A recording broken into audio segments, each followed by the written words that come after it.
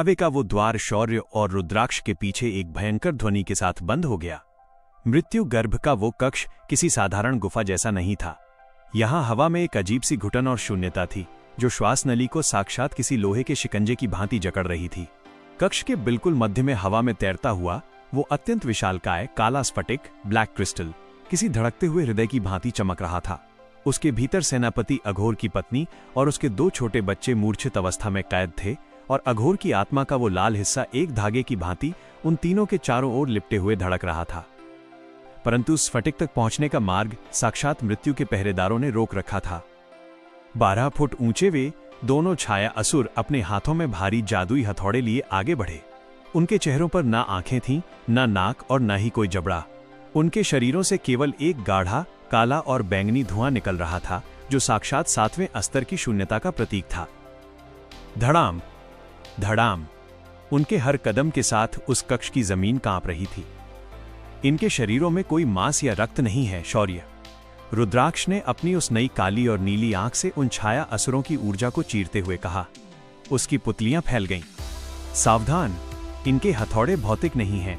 वे जिस भी वस्तु से टकराएंगे उसे साक्षात शून्यता में मिटा देंगे। इनका ऊर्जा स्रोत इनके चेहरों की उस खाली जगह ब्लैंक फेस के बिल्कुल पीछे एक छोटे से शून्य बिंदु में छिपा है। शौर्य की आंखों में एक अत्यंत सर्द और कुशाग्र चमक आ गई। वो जानता था कि सीधे इन हथौड़ों से अपनी कुल्हाड़ी टकराना आत्महत्या होगी, क्योंकि 7वें अस्तर का वो शून्य प्रभाव लोहे को भी हवा में वाष्प बना सकता था। यहाँ अंधा बाहुबल नहीं बल्कि सिग्मा कूटनीति चाहिए थी। इनकी गति भारी है और हमारी गति प्रलय। शौर्य ने अपनी कुल्हाड़ी के हत्थे को कसते हुए अत्यंत शांत स्वर में कहा। रुद्राक्ष, बाईं ओर वाले असुर का ध्यान भटकाओ। इसके हथौड़े को जमीन पर गिरने पर विवश करो। समझ गया मित्र। रुद्राक्ष ने एक पाश्विक गर्जना की और अपनी व्योम ऊर्जा को अपने दोनों खंजरों में अपनी चरम सीमा तक प्रवाहित कर दिया। रुद्राक्ष हवा में एक नीली आंधी की भांति उछला और सीधा बाईं ओर वाले छाया असुर की आंखों, जहां आंखें होनी चाहिए थीं, की दिशा में अपने दोनों खंजर पूरी ताकत से फेंक दिए। छन्नन्ना! खंजर साक्षात बिजली की गति से उस असुर के उस खाली और धुएं से भरे चेहरे के पास से गुजरे। असुर ने क्रोधित होकर अपना वो विशालकाय शून्यता वाला हथौड़ा रुद्राक्ष को कुचलने के लिए हवा में उठाया और पूरी ताकत से नीचे दे मारा। परंतु रुद्राक्ष वहां से एक पल पहले ही खिसक चुका था। बूम मम! वो भारी हथौड़ा जमीन के उस काले पत्थर पर जा गिरा। प्रहार इतना विनाशकारी था कि जमीन का वो हिस्सा टूटा नहीं बल्कि साक्षात धुएं में बदलकर हवा में गायब हो गया। शून्यता का प्रभाव। हथौड़ा जमीन में धंसने के कारण वो असुर एक पल के लिए असंतुलित हो गया। यही वो एक पल था जिसकी शौर्य को प्रतीक्षा थी। शौर्य ने अपनी पशु मुद्रा को जागृत किया और एक अत्यंत खूंखार और पाश्विक छलांग उस असुर की उस झुकी हुई विशालकाय बाह पर लगा दी।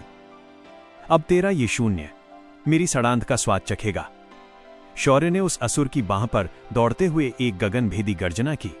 दूसरा छाया असुर शौर्य को हवा में ही कुचलने के लिए अपना हथौड़ा लेकर दौड़ा, परंतु रुद्राक्ष ने अपनी तलवार निकालकर उसके टखनों, एंकल्स की नसों पर अपनी व्योम ऊर्जा से एक भयंकर प्रहार कर दिया, जिससे वह दूसरा असुर लड़खड़ा कर घुटनों के बल गिर पड़ा।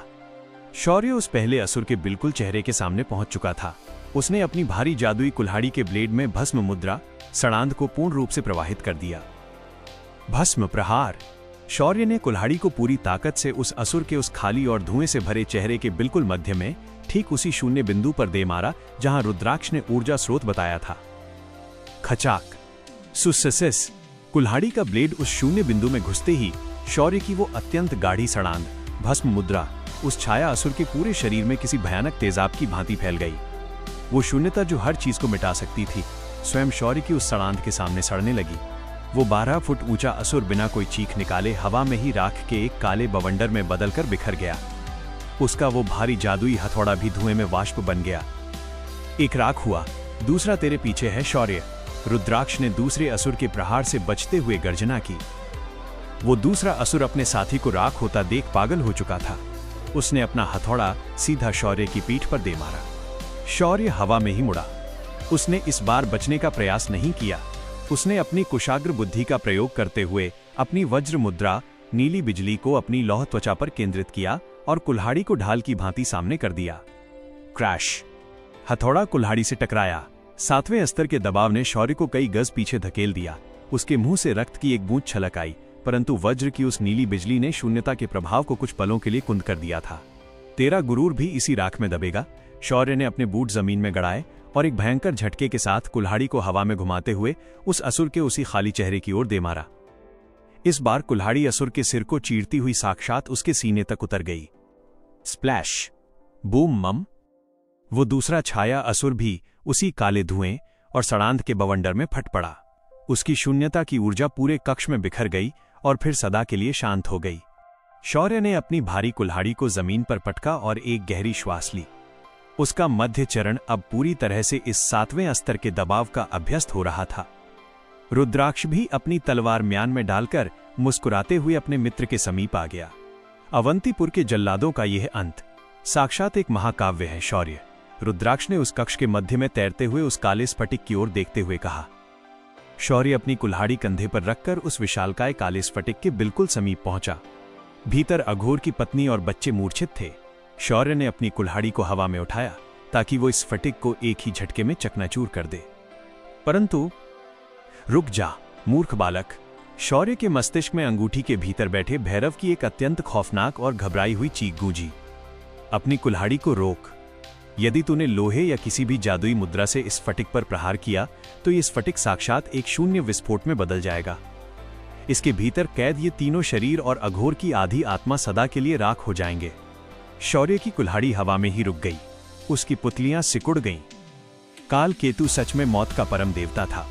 उसने इस स्फटिक को ऐसा बनाया था कि इसे बलपूर्वक तोड़ने का अर्थ साक्षात भीतर मौजूद बंधकों की मृत्यु था।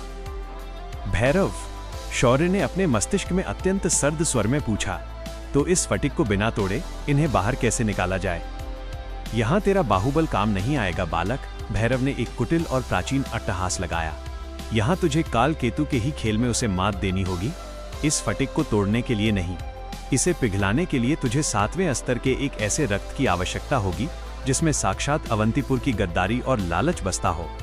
भैरव का ये कूटनीतिक रहस्य सुनकर शौर्य के होठों पर एक अत्यंत विभत्स और डार्क मुस्कान तैर गई। वो समझ गया था कि भैरव का इशारा किसकी ओर है।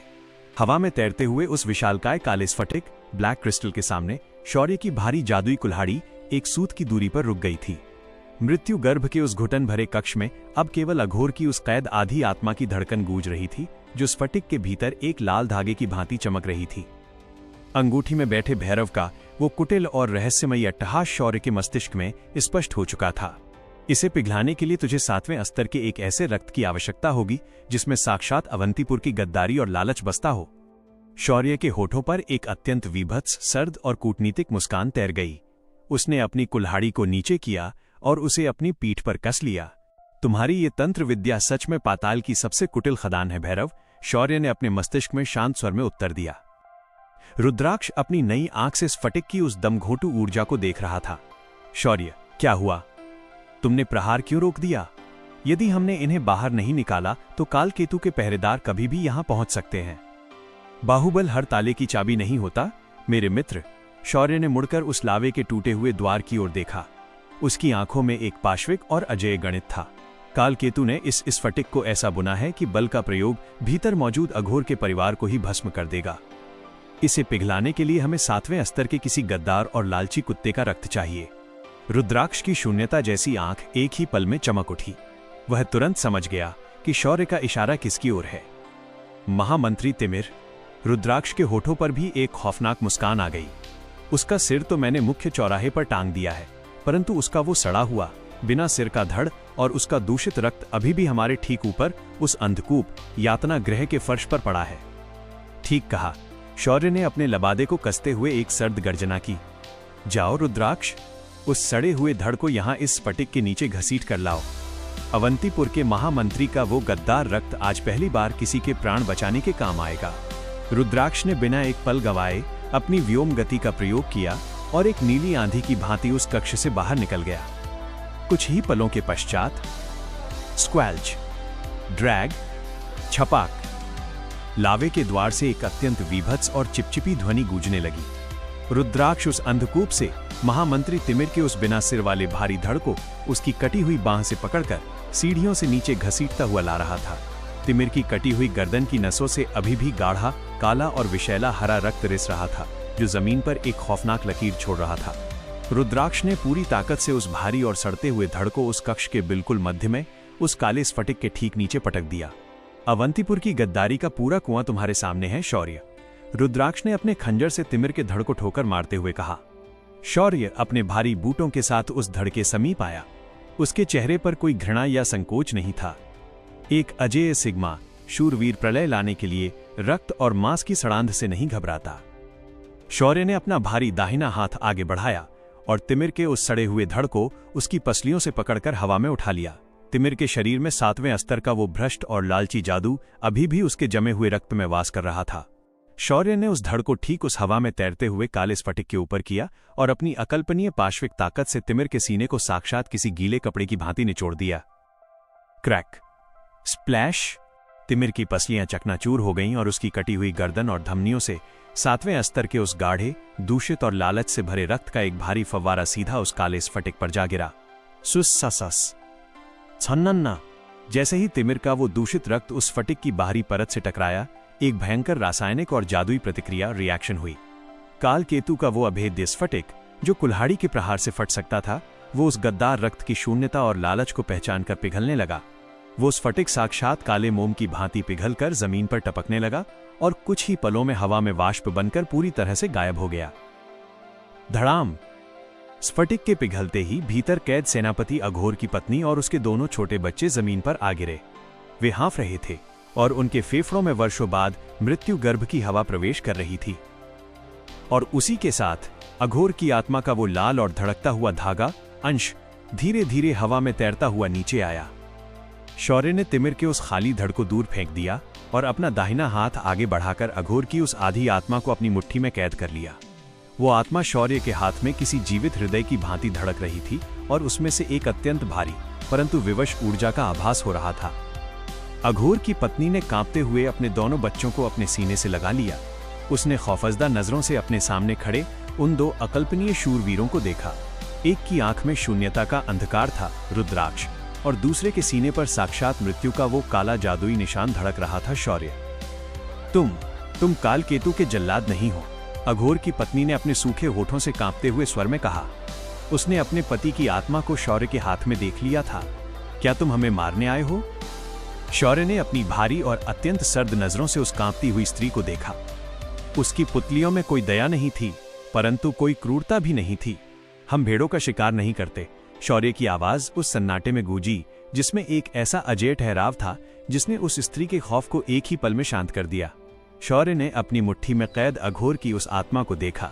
तुम्हारे पति ने अवंतीपुर के चौराहे पर अपनी विवशता में लाखों निर्दोषों का रक्त बहाया है, शौर्य ने अपना लबादा कसते हुए कहा। हम तुम्हें आजाद करने नहीं, तुम्हारे पति के सीने में दबे उस विद्रोही ज्वालामुखी को जगाने आए हैं। शौर्य मुड़ा और उसने रुद्राक्ष की ओर देखा। रुद्राक्ष, इन्हें इस मृत्यु गर्भ से निकालकर तमसवन की सीमा पर सुरक्षित छिपा दो। शौर्य के चेहरे पर वो कूटनीतिक और प्रलयंकारी गुरूर अपने चरम पर था। और तुम कहां जा रहे हो शौर्य? रुद्राक्ष ने अपनी खंजर म्यान में डालते हुए पूछा। शौर्य ने अपने भारी बूटों को उस कक्ष के निकास की ओर बढ़ाया। प्रधान सेनापति अघोर की आत्मा मेरे हाथ में है। शौर्य की आंखों में एक वीभत्स और मौत की मुस्कान तैर गई। अब समय आ गया है काल केतु के सबसे अजेय पहाड़ को उसी के साम्राज्य की छाती पर गिराने का।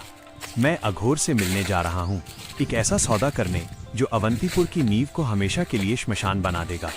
अवंतीपुर के भीतर बगावत का वो असली और सबसे खौफनाक तूफान अब उठने के लिए पूर्ण रूप से तैयार था।